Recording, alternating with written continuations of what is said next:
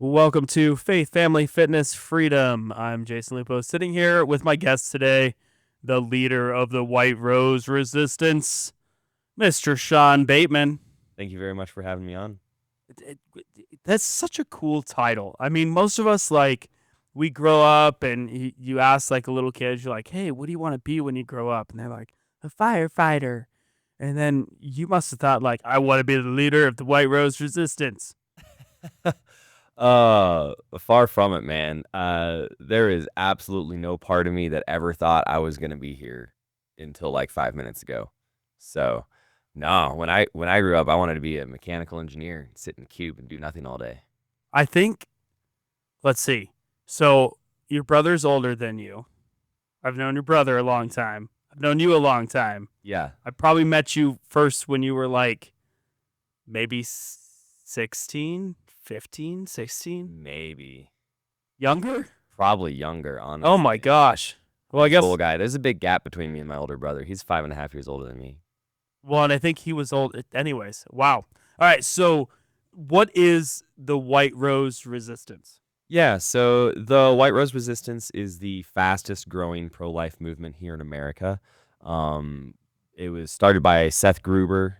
Uh, Not as popular in Colorado. A lot of people haven't heard of him around here, but he's been in the pro-life movement for quite some time. And then I believe it was 3 years ago, he came out and decided we need some new blood in the movement. We need some people to really pick this up. And the big goal and heart behind the White Rose Resistance is to activate the church to go do the church's job.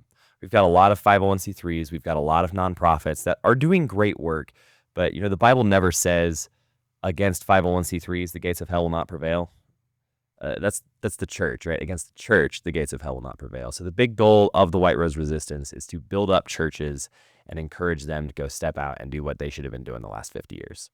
And they haven't. I mean, we talked Yeah. about that excessively on this show, that there are so many of these organizations and churches that just do not hold up their biblical responsibility. Yeah, absolutely. I mean, I don't want to necessarily be calling out anyone individually right here. There's some 501c3s out there that have been doing awesome work, but you look at abortion has been entirely legal for the last 50 years.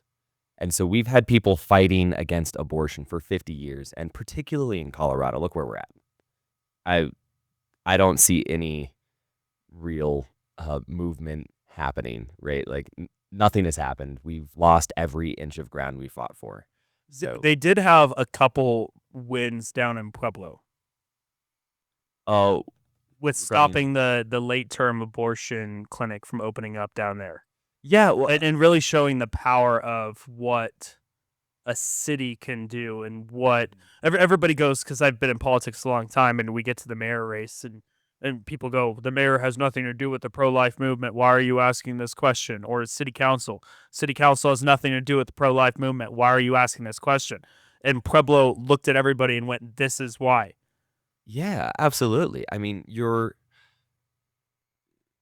government is important on nearly every level, right? If we as Christians at any point say, this is a place where we have no right to be stepping into and saying, hey, Jesus rules over this.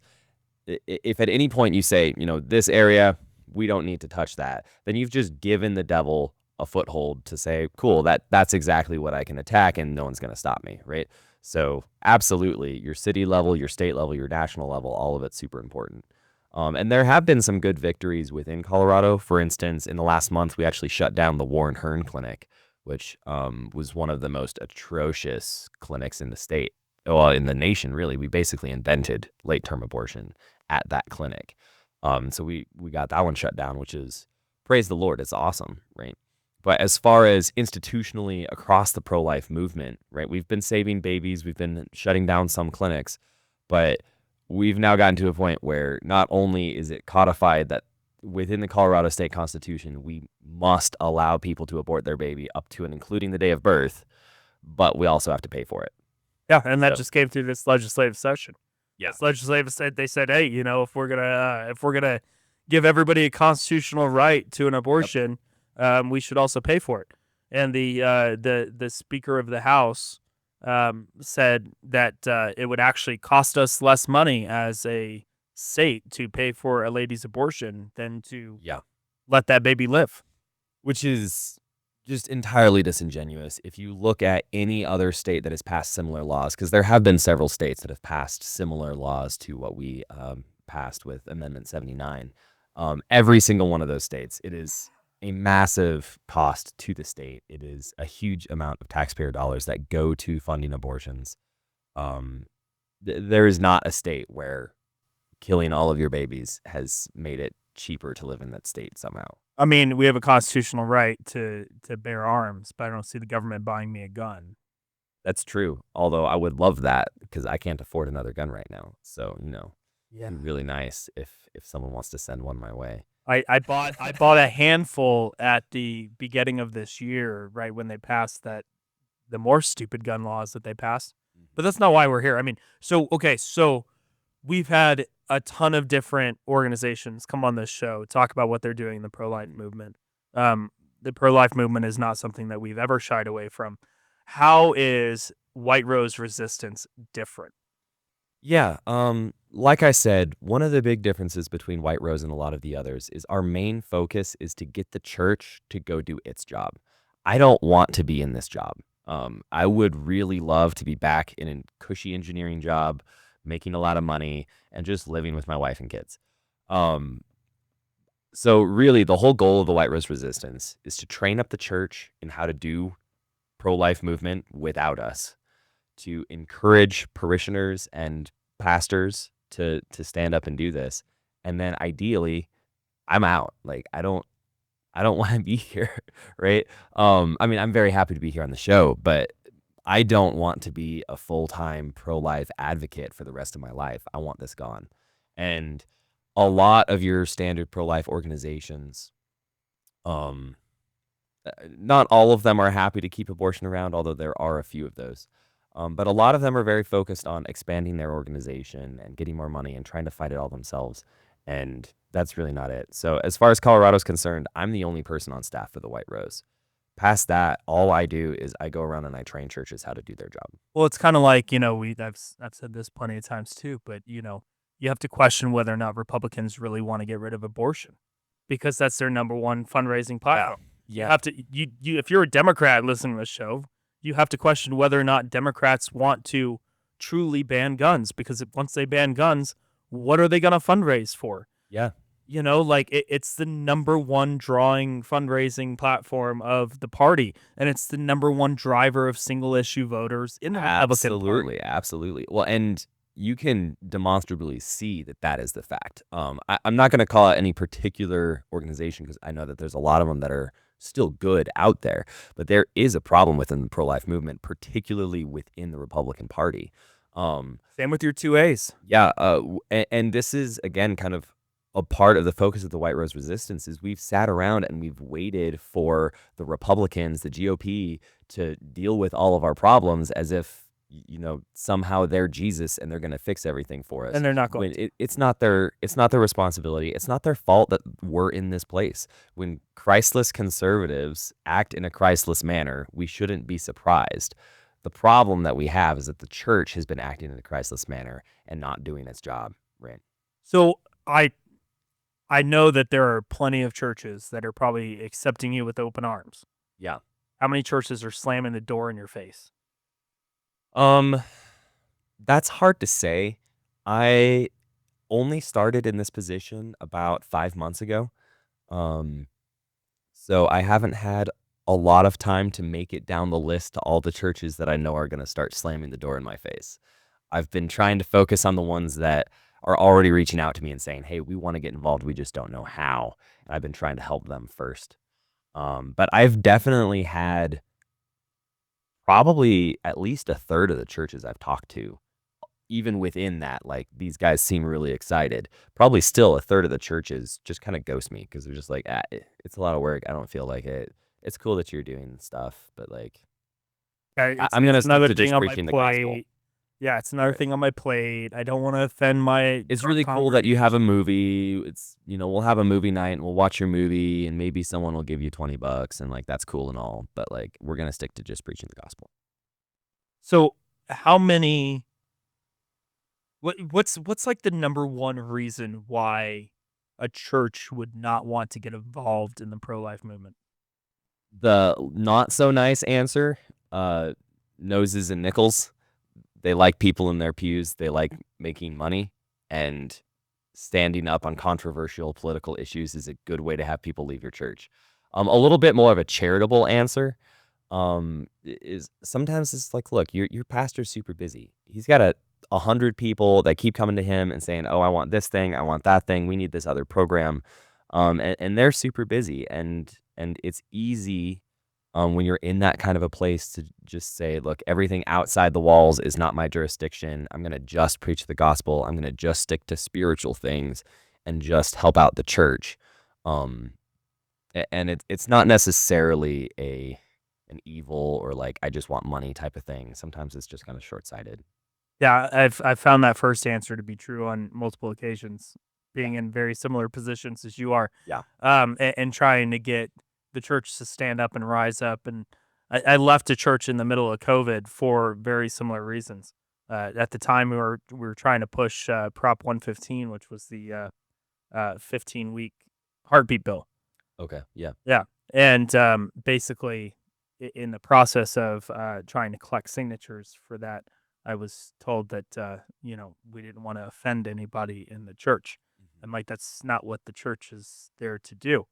Um, Yeah. Well, I mean, the gospel gospel convicts. itself is offensive The to those gospel that are not convicts. Christian, right? Like, Yes. yeah, absolutely. It's not our job as the church to make everyone feel comfortable while they continue on their way to hell. It's our job to call them out on their sin and encourage them to live in righteousness. Yeah, 100%. So okay, so let's get down to brass tacks just a little bit. Mhm. So, you're a pastor listening on. I know we have plenty of pastors because you guys reach out to me all the time, listening to this show. You're a pastor listening to this show. You go, I want to get my church involved. What does that look like? Yeah. The first thing I would probably do, unless you're just, you're super on fire, I got 100 people that are ready to go. Let's go. First thing I would probably do is come show the White Rose Resistance made a movie called The 1916 Project, which kind of exposes how Planned Parenthood was founded, the background to Margaret Sanger, and basically how we've gotten to this point, not only in abortion, but also the transgender issues, and just how our society has gotten to the basically religious state that we're in today. Um, and so the first thing I would probably do is come to your church and show that film if you're okay with it, and kind of use that to gauge interest and hopefully encourage your congregation to stand up and do something. Because when you look out and you see, oh, this is why we're in the state that we're in, and this is a spiritual issue, we need to stand up as the church and do something. Hopefully, your church is kind of sparked to actually stand up and get some interest there. Assuming that goes well and you still like me at the end of the film and you know, haven't run me out of the door, which hopefully would be the case. I would then be coming back and talking with you as a pastor, talking with, anyone in your congregation that you're saying, hey, this person would love to lead a new ministry, um, and doing trainings for your congregation to basically build you up. One of the main things we do is we go stand outside of abortion clinics and go to like college campuses, basically anywhere where people are meeting to discuss, these important issues with them. We can't just stand outside a clinic. We have to address the culture. Sorry, I'm going a little bit off topic, but I would come to your church. I would give you trainings. I would show you it's really not that hard to get into this and do it, and then give you whatever resources you needed to get involved. So let's go down that path that you were going down anyways, because you said something right. You got to change the culture. And standing outside of abortion clinics is not necessarily going to change the culture. And I think Yeah. we all know that, right? Yeah. Well, I mean, one of the things, there's a lot of people out there that are trying to pass new laws, try to make abortion illegal, try to, total abolition bills and stuff like this. There's the whole gambit. And we're obviously in support of that and obviously are working towards that, right? I'm working closely with a few people. We were very involved in this last legislative session with Scott Shamblin, Aaron for Parental Rights. We were helping out with some of the transgender bills as well because it's all connected. Um, but at the end of the day, look, last open election, we lost the bill to make abortion entirely legal by, I believe, 64%. 64% of voting members in the state said we should be able to kill babies up to and including the day of birth. Supposedly.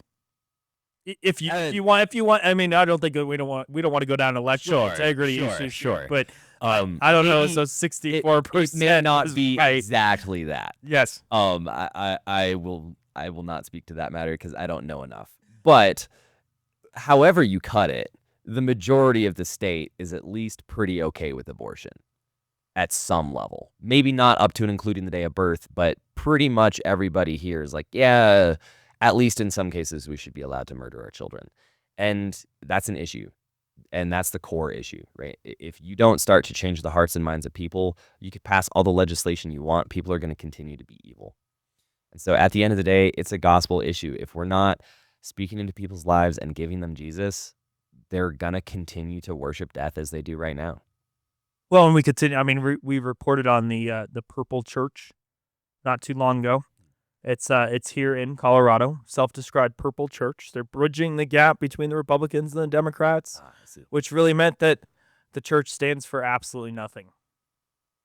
I mean, the problem becomes, right, and I know that there's some phenomenal stories, and we've seen some phenomenal stories.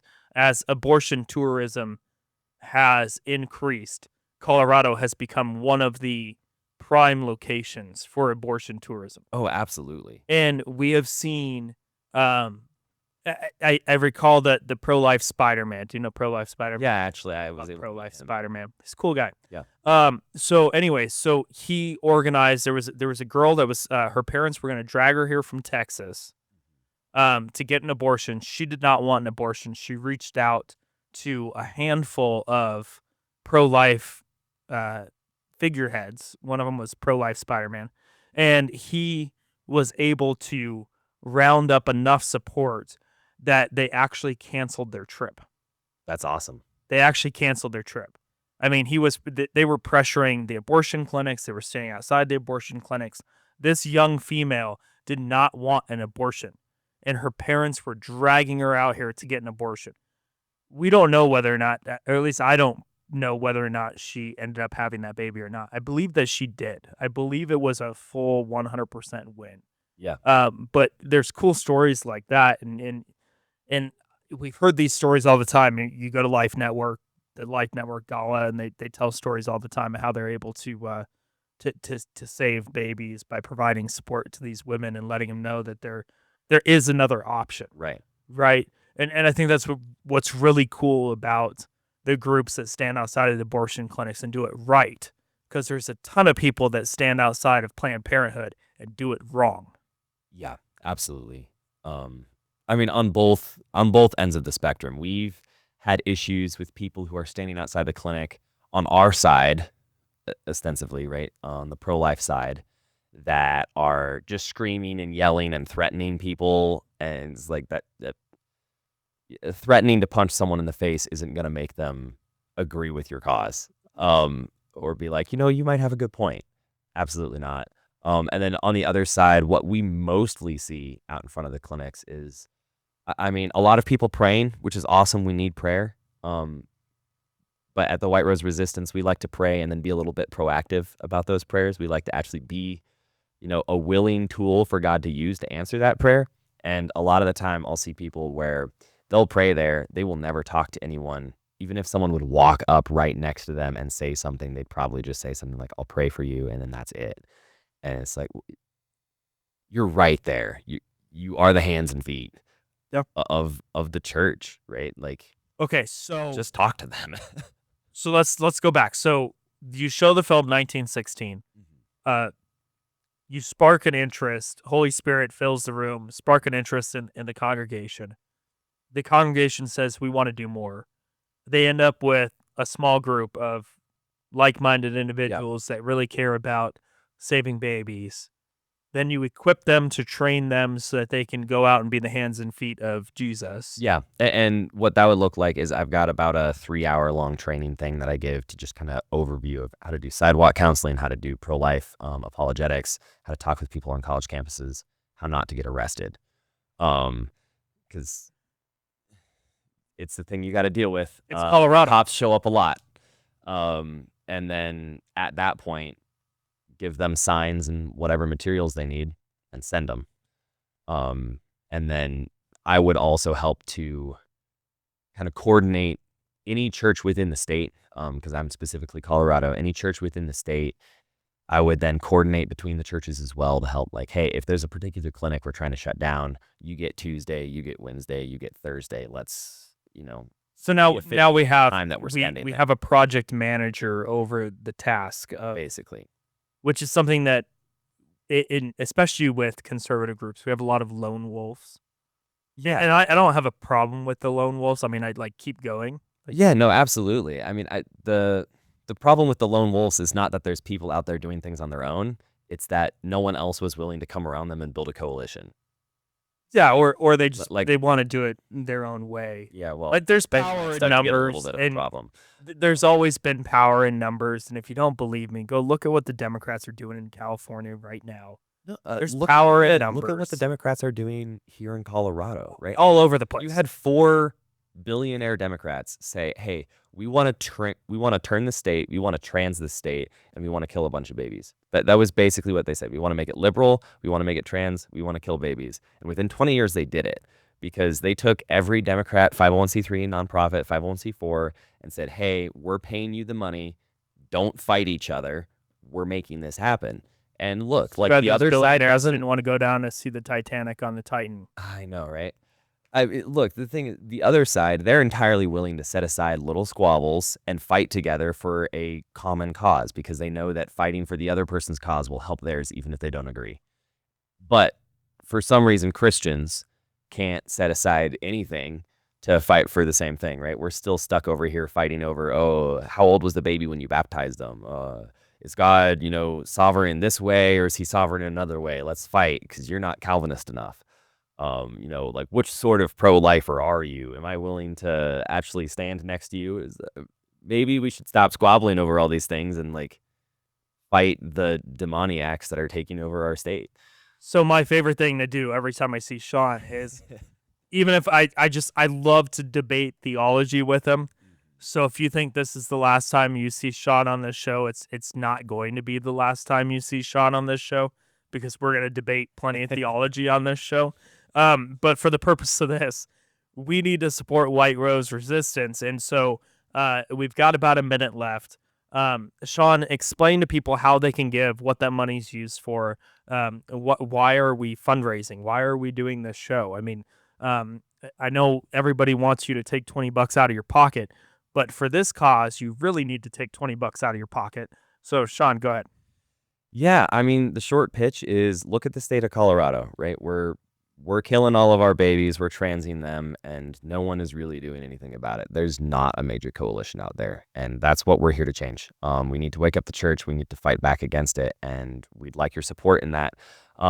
If you're willing to give financially, I would love to be able to feed my children. Like I said, I quit my cushy engineering job for this. But also we need you to stand up and fight yourself. So one of the things that we do, if you give at any level, we will get you connected to the White Rose Resistance group. We'll get you connected to our communication channels. We'll give you a bunch of trainings on how to talk to your friends, how to talk to your family about abortion, and build you up to be able to be a pro-life advocate, if you want to call it that, but to be able to stand for life and fight against the culture of death. So we'll have a QR code, we'll have a link and a text to give code that I believe will come up after this if you'd be willing to just prayerfully consider helping to support the fight against death. Yeah. Go on our website, faithfamilyfit.org. You can find the link down below in this description if you're watching on YouTube or Rumble. And join us every Saturday. Thanks for joining us. Thank you, Sean, for joining us. Thank you very much. And you have a blessed day. God bless.